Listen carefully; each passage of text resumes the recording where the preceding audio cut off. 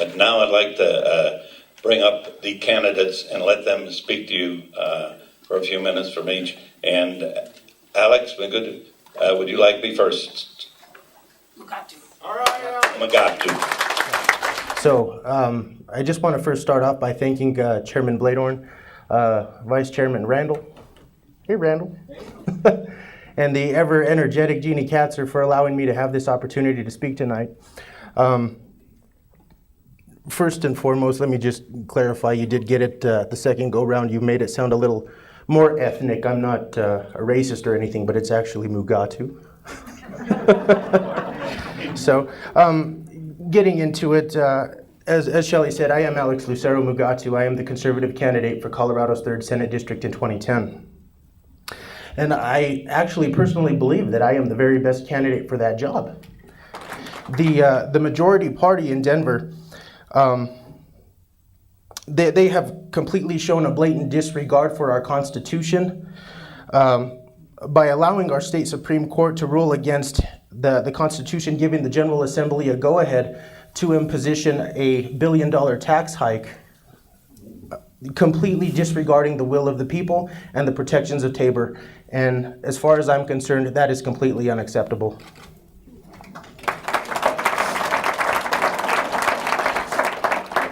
In the last 2 previous elections, if I recall correctly, and correct me if I'm wrong, somebody, Pueblo County, the Arkansas and San Luis Valleys, and pretty much all of SOCO, any tax and spend ballot initiative that was on the ballots within the last 2 elections have failed dramatically. They did not even have a chance at passing. We need to make sure that any future tax and spend bills or ballot initiatives fail.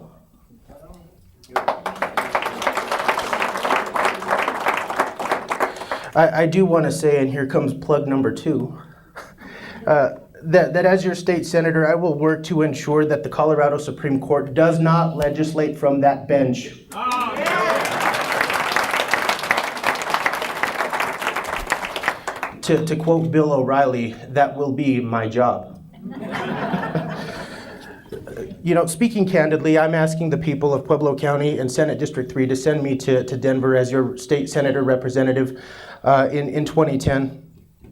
You know, and to be honest, I will not hesitate to stand in front of that barreling freight train as it comes down in an effort to block any unnecessary attacks on Tabor or tax and spend initiatives. Now, again, I'm asking you all for your support to send me to Denver so that we can get that done. Theoretically, if I'm the only one standing up there, that train has a pretty good chance of getting past me, doesn't it? You know, that's in itself, but that is why it is so important that in addition to getting a state senator that's going to go to work for you, we also need a governor, and he's back there somewhere. We also need a governor that's willing, there he is.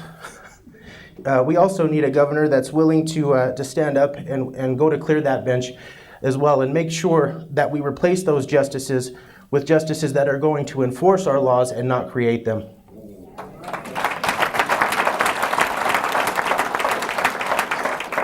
Okay, but I digress a little bit. So how do we fix the problems? You know, me personally, as a state senator, I will be going to Denver looking to promote using an option of nullification to begin the reversal of this downward spiral towards socialism. And we're going to use that as an immediate way to cut this Gordian knot, so to speak, of the socialistic-based governance that is coming our way against our will.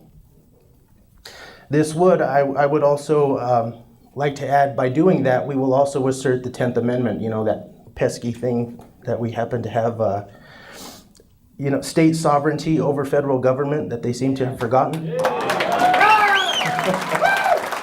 We're gonna bring that back to Colorado.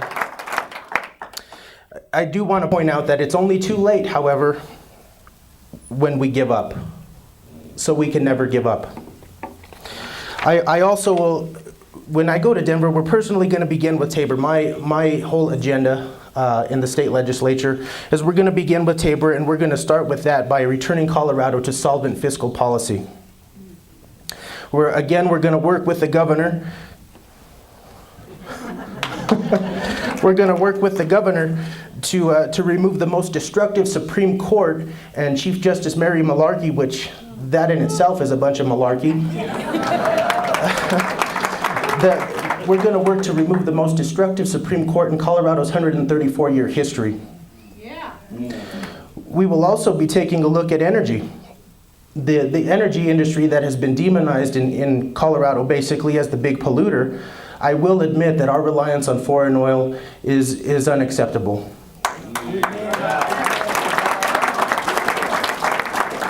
And energy has actually become a liability to our nation, and that cannot stand any longer.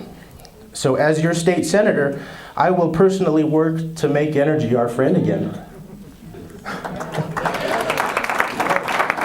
And how are we going to do that? We're going to start by reversing the Ritter policies that cost so many Coloradans their jobs, that destroyed our economy, and crippled the energy industry in our state. And that will lead the segue. The issue at hand and the solution is jobs. Our economy, we need jobs to move our economy. The trick is finding the policies to create the environment that will allow those jobs to come here to Colorado and to prosper. The present scheme of tax credits, tax breaks, allowances, exemptions, rules and regulations, permits, lawsuits, government red tape, those are more methods to harass the free market than to have any real legal issue except for the fact of the right to file a complaint in court. And let's face it, that's not very attractive to potential employers, is it?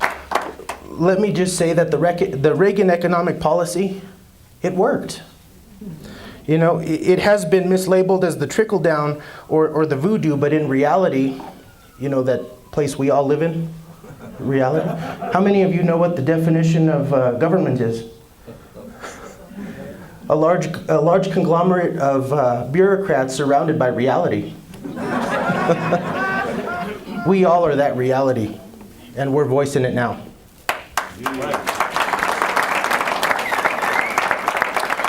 But again, I digress.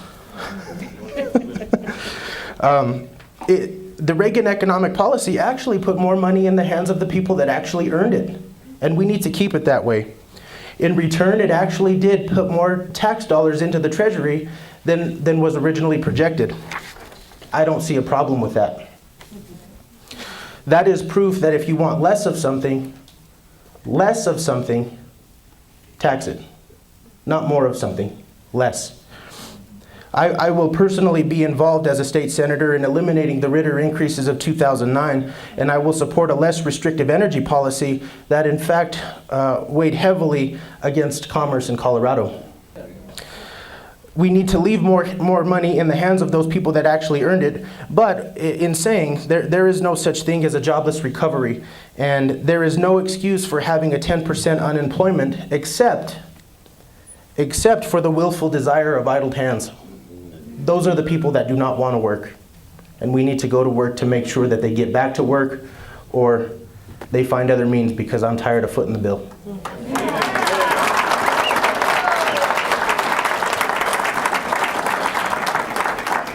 Many people actually believe that the unemployment is actually at 20%, and they could be right. There are a lot of people that do not even file a claim for unemployment, so those numbers can be misleading at times. In closing, to increase the likelihood here of getting our Colorado back, and our nation back, I'm in the process of trying to gain your confidence. I'm looking to gain your confidence so that you may deploy me to the state Senate and others like me to the state Assembly and even to our federal delegation. People like Stephen Rodriguez, my good friend here, the newly declared candidate for Colorado House District 46. People like Kevin Grantham, the former Fremont County Republican chairman and, in my view, the only conservative for Senate District 2. And even our governor here, our gubernatorial candidate, Dan Mays. I believe that he is the man for the job, and maybe we can even throw in that Tidwell guy for the U.S. Senate.